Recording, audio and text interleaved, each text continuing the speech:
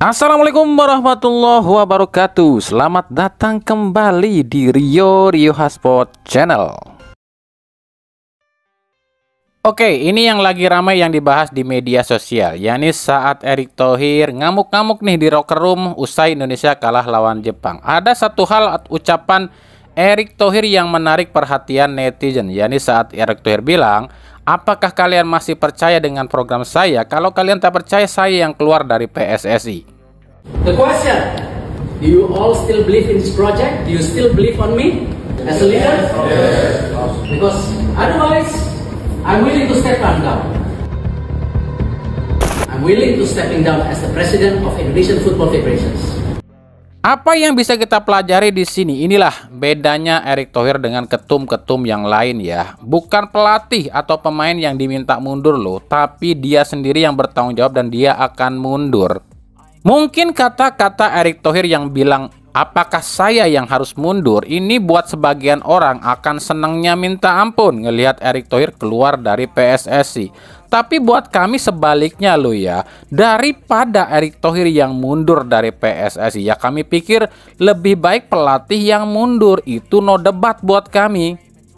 Kami tegaskan di sini sekali lagi ya, kami ini tidak benci sama Sintayong dan kami selalu mendukung Sintayong. Tapi kenapa kami lebih pilih Sintayong yang mundur ketimbang Erick Thohir yang mundur dari ketum PSSI? Sebab ini udah jelas banget ya, susah loh nyari ketum yang kayak gini.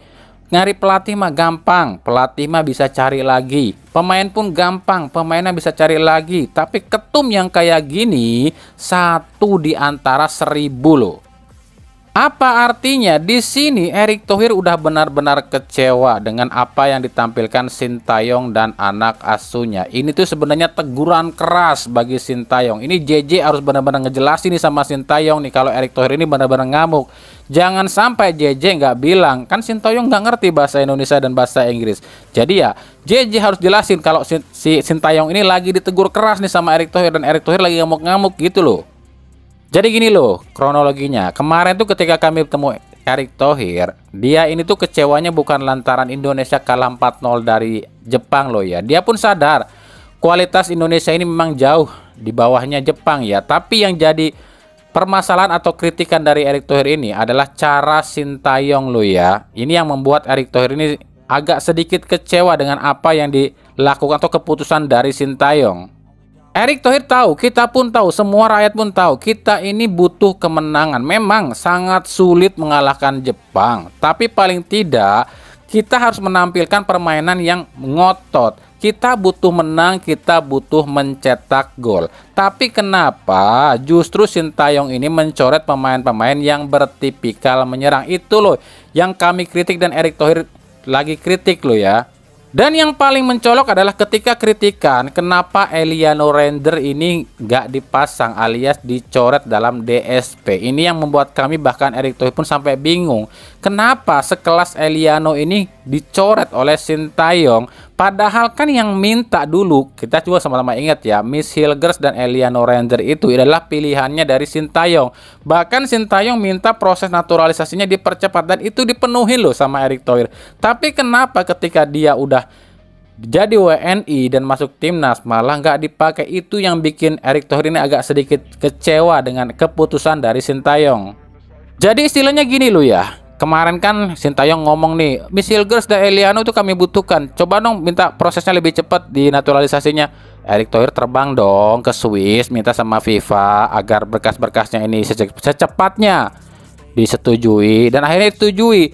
Tapi ketika disetujui malah nggak dipakai. Apa nggak bikin kesal namanya? Ya jangankan Erick Thohir lah yang udah keluar duit gede kan. Ya kami pun sebagai rakyat biasa pun yang ngerasa kesal juga. Jadi mungkin ya laga lawan Arab Saudi ini kemungkinan adalah nyawa terakhir buat Sintayong. Meskipun kontraknya masih sampai 2027. Tapi kan dengan segala apa yang udah diupayakan oleh PSSI tapi nggak diterapkan oleh Sintayong, ini kan menjadi pertimbangan tersendiri bagi PSSI. Apalagi Erick Thohir sekarang lagi di debat nih, lagi di sudut atau didesak terus nih oleh para anggota Esko PSSI yang udah meminta Erick Thohir untuk mencopot Sintayong. Jadi gini loh ya, saya jelasin, kami klarifikasi, kami nggak memusuhi Sintayong. Kita dan kalian semua yang ngedukung timnas dari awal sejak Sintayong datang sampai sekarang, itu pasti tahu kalau saya ini ngedukung pro sama Sintayong ya. Dan kami tuh nggak ada sama sekali niat buat nyingkirkan Sintayong atau memusuhi Sintayong loh ya. Kalian pasti tahu lah, penonton setia channel ini pasti tahu lah kalau kami ini mendukung terus apa yang dilakukan oleh Sintayong di timnas ya. Tapi semakin kesini kita udah capek-capek nih ngedukung dia. Tapi kok dia semakin seenaknya ya. Makin kesini taktik dia tuh makin aneh. Ini bukan soal karena kalah lawan Jepang lo ya. Tapi dari segi permainan dan taktik Sintayong ini makin kesini kalau kami lihat makin aneh emang. Dan kecurigaan kami adalah ketika banyak negara-negara, ketika banyak tawaran-tawaran dari pihak-pihak luar terhadap Sintayong, tapi Sintayong bilang masih punya kontrak di PSSI, ini membuat kami semakin curiga. Apakah ini jangan-jangan disengaja oleh Sintayong? Dan kami jelaskan loh ya, kami membuat artikel ini atau membuat narasi ini bukan berarti kami terpengaruh pada Toel loh ya. Kami sama sekali tak berpihak pada Toel. Bahkan kami adalah barisan terdepan yang menentang aksi-aksi Toel. Kami itu cuma mengkritik keputusan dari Sintayong. Kami berkali-kali datang ke PSSI, bertemu dengan Erick Thohir, bertemu dengan Sintayong dan mengutarakan pendapat kami, mengutarakan masukan dan usulan kami, tapi nggak pernah didengar. Kenapa nggak berdengar? Contoh yang paling nyata adalah kenapa Sintayong harus selalu pakai pemain yang itu aja. Arhan lagi, Witan lagi, itu terus loh yang dibawa-bawa. Kenapa nggak coba pemain-pemain baru gitu? Kecuali kalau beberapa pemain yang udah selalu dibawa Sintayong ini tuh nyawa utama di timnas Indonesia, itu baru boleh dipertahankan lah. Ini kan mereka ya biasa aja di timnas. Dan emang terasa banget ya, usai Piala Asia kemarin atau Piala Asia 23 ya, ini apa yang diterapkan Sintayong di timnas senior kita ini, perbedaan menurunnya itu jauh banget, sekitar 60% loh penurunan kualitas permainan timnas Indonesia sekarang ini loh ya. Nah ini yang kami pertanyakan, kenapa bisa seperti ini? Jadi ya gimana nih menurut kalian nih? Masih pantaskah, masih layakkah Sintayong dipertahankan atau kalian pilih Sintayong out? Kalau kami pribadi ya, kalau kami pribadi nih disuruh milih, kami pilih Toel yang out dari Indonesia.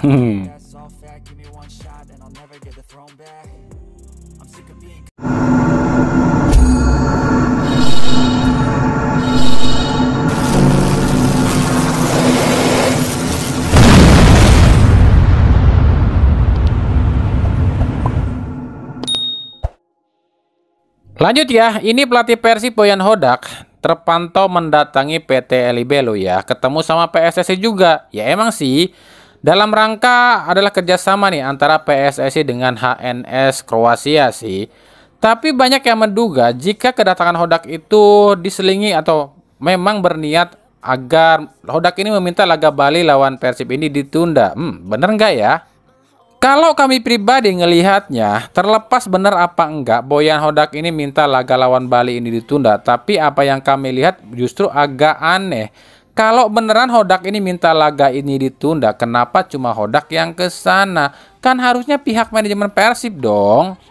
Makanya kalau kami lihat itu tuh bukan semata karena soal ingin liga ditunda loh ya, tapi di sini harusnya bobotoh dibuka mata.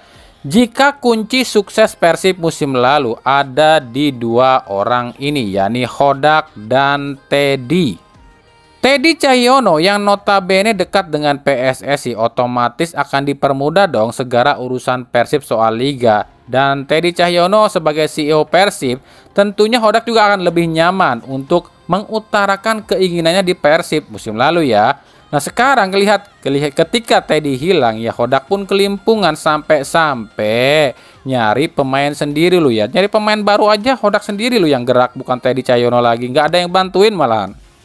Kita ambil contoh musim lalu ya, di pertengahan musim meskipun nggak terlalu banyak masuk pemain baru, tapi 1 bulan sebelum jendela transfer dibuka, Persib ini udah rame lu ya rumor pemain yang akan masuk lo ya. Ada si ini, ada si itu, bener dong. Tapi lihat musim ini, 1 bulan sebelum bursa transfer dibuka, tim-tim lain tuh udah rame nih, dirumorkan pemain yang akan masuk. Sementara Persib justru adem ayam, sepi cuy. Kenapa bisa sepi seperti ini Persib dari perumuran bursa transfer di jendela transfer ini? Karena memang belum ada pergerakan dari tim scoutingnya Persib. Nah, kalau musim-musim kemarin kan, itu kan yang gerak Teddy Cahyono, otomatis aktif dong ngehubungin agen-agen pemain. Jadi informasi itu bisa bocor atau didapatkan dari manapun. Tapi juga nggak sedikit yang bilang nih atau yang berkomentar jika kedatangan Hodak ke PSSI dan LIB ini katanya Hodak ini buat gantiin Sintayong di timnas. Kalau itu kami no comment ya, sebab kami pribadi belum ada bukti yang mengatakan kalau Hodak ini akan masuk ke melatih timnas Indonesia. Ya meskipun tak menutup kemungkinan ya, sebab saat ini tuh memang ada beberapa nama yang coba diseleksi oleh PSSI ya untuk menjadi pelatih timnas. Nama-nama pelatih yang berseliweran di PSSI untuk masuk ke timnas Indonesia sebagai pelatih itu ada Johnny Heitinga, ada Giovanni Van Bronckhorst, ada Akihiro Nishino, ada Joachim Low, ada Frank Rijkaard dan juga Jurgen Klopp. Tapi kami pastikan ini baru sebatas rumor loh ya. Kita tunggu aja keputusannya dari pihak PSSI. Nah, untuk Boyan Hodak sendiri kami pun nggak tahu apakah ini cuma kerjasama antara PSSI dengan HNS. HNS itu artinya Federasi Kroasia ya, atau memang ada maksud-maksud tertentu ya. Ditunggu aja, siapa tahu ada kejutan baru.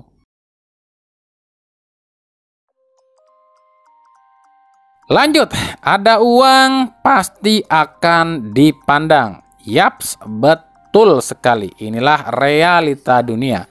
Uang memang bukan segalanya, tapi segalanya pakai uang. Inilah yang tengah dialami oleh Persebaya Surabaya. Usai mendapatkan sponsor-sponsor besar dari Taiwan dan Australia, sejumlah pemain pun mulai caper pada Persebaya. Bukan cuma pemain baru ya, tapi mantan pemain Persebaya pun mulai menggoda nih untuk direkrut kembali oleh Persebaya. Yang pertama ada Robson Duarte. Pemain asal Brazil ini menyatakan ingin kembali ke Persebaya. Selain faktor gaji yang lancar di Persebaya, tapi kesempatan main regular pun terbuka lebar kalau di Persebaya. Yang kedua Makan Konate. Nampaknya Konate udah mulai tahu nih jika Persikabo ini gak bakalan bertahan atau mungkin gak bakalan naik ke Liga 1 musim depan ya. Pemain asal Mali ini pun kabarnya menyatakan tertarik untuk pulang ke Persebaya. Yang ketiga Igor Vidal. Ini pemain nomor 10 Persebaya musim lalu ya. Ini pun menyatakan ingin kembali ke Persebaya. Meskipun musim lalu kalau nggak salah itu cuma tampil setengah musim deh ya. Igor Vidal ini lahirnya keluar dari Persebaya. Nah ini katanya udah ngasih kode nih pengen kembali ke Persebaya nih musim ini nih. Yang keempat ada Yan Victor dan Taisei Marukawa. Dua pemain ini pun kabarnya mengatakan ingin kembali ke Persebaya. Meskipun mereka ini masih ada kontrak ya di klubnya masing-masing. Nah gimana tuh Persebaya? Siap nampung nggak? Yo dipilih. Duit emang beda ya. Aromanya itu loh. Kerasa banget kalau duit ya.